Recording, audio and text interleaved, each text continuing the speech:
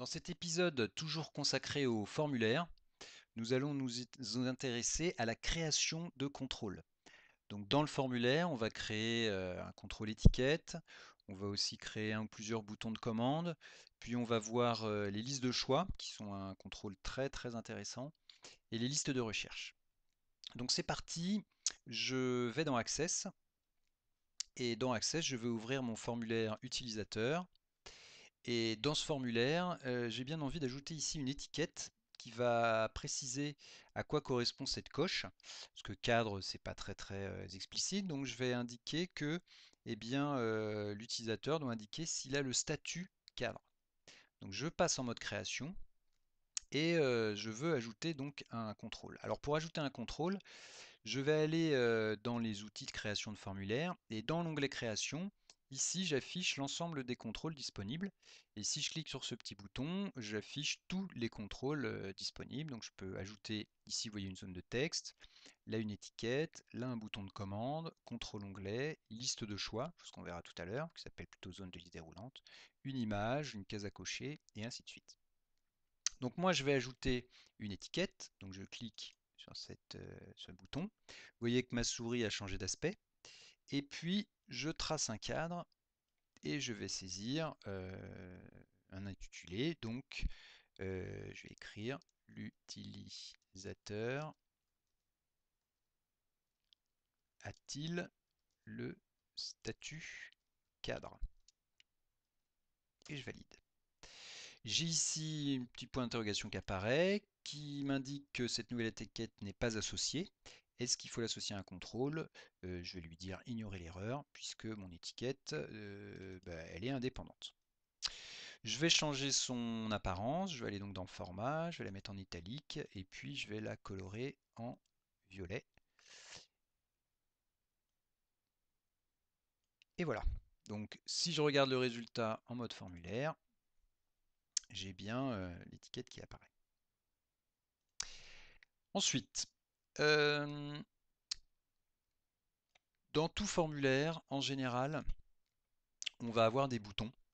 Généralement un bouton qui va nous servir à valider une saisie par exemple, et assez souvent un bouton fermé. Donc on va commencer par créer un bouton fermé. Alors la particularité des boutons, c'est que ce sont des contrôles qui interagissent, c'est-à-dire qu'on va cliquer dessus et que le fait de cliquer va déclencher une action de fermeture en l'occurrence. Donc on va voir que on va être assisté dans notre création de boutons de commande.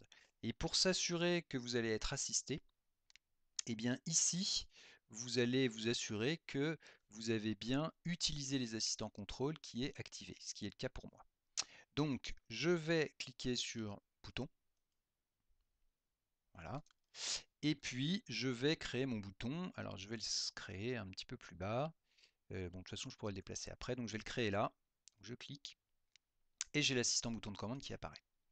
Donc il va falloir que je choisisse l'action qui doit se déclencher quand je vais cliquer sur le bouton. Et les actions sont réparties par catégorie. Alors, pour fermer un formulaire, eh bien, je vais aller dans la catégorie opération sur formulaire. Et ici, j'ai l'action fermer un formulaire. Donc, je peux passer à l'étape suivante. Ici, je choisis soit alors de définir un texte, donc je vais plutôt définir un texte fermé, soit une image qui est proposée ici. Je peux aussi parcourir pour aller chercher une image de mon choix ou afficher toutes les images qui sont disponibles dans la bibliothèque d'images d'Access. Donc, je sélectionne le texte, hein, on ne peut pas avoir texte et image en même temps. Je fais suivant, et puis ici, je donne un nom à mon bouton. Donc, je vais l'appeler BTN fermé. Ça, c'est une chose qui n'est pas déterminante à notre niveau, de nommer le bouton avec un nom parlant. Mais c'est toujours utile. Terminé. Et voilà mon bouton. Alors mon bouton, je vais plutôt le mettre en dessous par là. Voilà, je peux évidemment le redimensionner. Alors vous constatez que ce bouton, il a un aspect particulier, aspect que vous pouvez modifier en allant ici dans format. Ce qui est apparu dans 2010, c'est que maintenant on peut, vous voyez, changer son style. assez rapidement. Par exemple, si vous faites ça, voilà, vous avez un bouton avec des bordures arrondies. Donc, chose qui est quand même assez sympa. Vous pouvez même lui donner une forme un peu exotique, hein, si vous voulez le mettre en ellipse, ou si vous voulez le mettre comme ça. Ça, c'est assez sympa. Voilà. Donc, je ne pousse pas plus là-dedans. Ce sera vous qui pourrez expérimenter avec toute cette zone-là qui contrôle la mise en forme du bouton. C'est assez ludique au final. Donc, je vais tester ce bouton. Alors évidemment, là, je suis dans le mode création, donc si je clique dessus, il ne se passe rien, hein. Il faut que je passe dans le mode formulaire pour pouvoir l'utiliser. Donc, je vais cliquer dessus, puis je vais voir si ça ferme bien le formulaire. Donc, effectivement, ça le ferme. Il me demande d'abord d'enregistrer. Je lui dis oui. Voilà, donc mon formulaire. Maintenant, quand je clique sur fermer, il se ferme bien directement. Ok, alors il y a un autre bouton qui peut être intéressant à créer. C'est un bouton qui valide la saisie effectuée. Donc on va faire ça, créer un autre bouton. Hop. Ici, je vais donc aller plutôt dans Opération sur en règle et je vais sélectionner Sauvegarder un enregistrement. Suivant. Ici, le texte, je vais plutôt écrire Valider la saisie.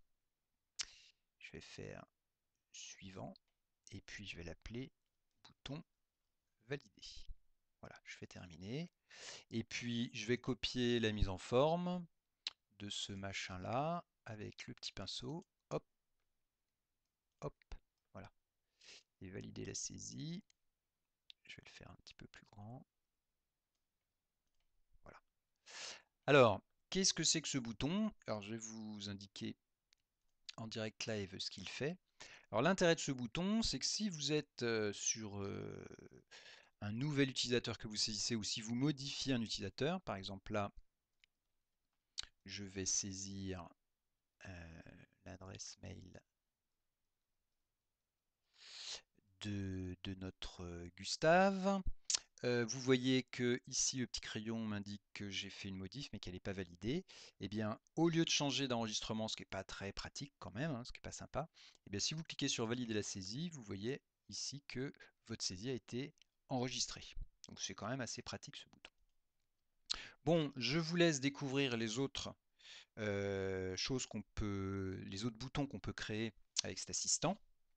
Je vais maintenant passer à la création de listes de choix.